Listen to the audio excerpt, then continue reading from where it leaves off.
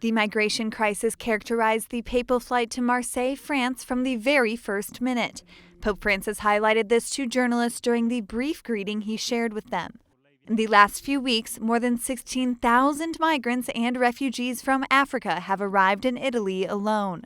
Ma tante cose in questa città che la porta, la finestra e tutto sul Mediterraneo. As usual, many of the journalists presented gifts to the Pope.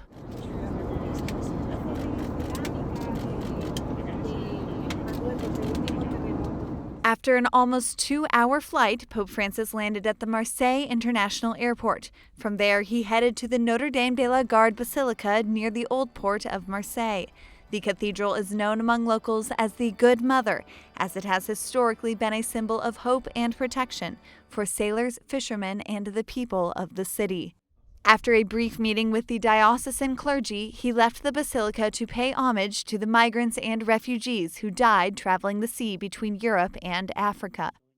Troppe persone in fuga dai conflitti, povertà e calamità ambientali trovano tra le onde del Mediterraneo il rifiuto definitivo alla loro ricerca di un futuro migliore.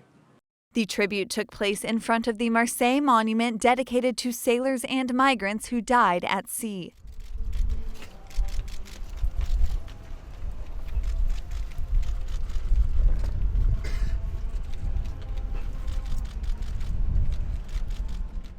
The following day, Pope Francis participated in the closing session of the Mediterranean Encounters, a church-led event centered on the discussion of the problems facing southern Europe and North Africa.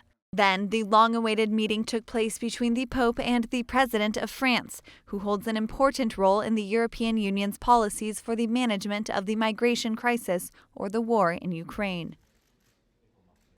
Afterwards, the Pope celebrated Mass in Marseille Stadium in front of thousands of people. There, he reflected on the challenge of coexistence in large European cities.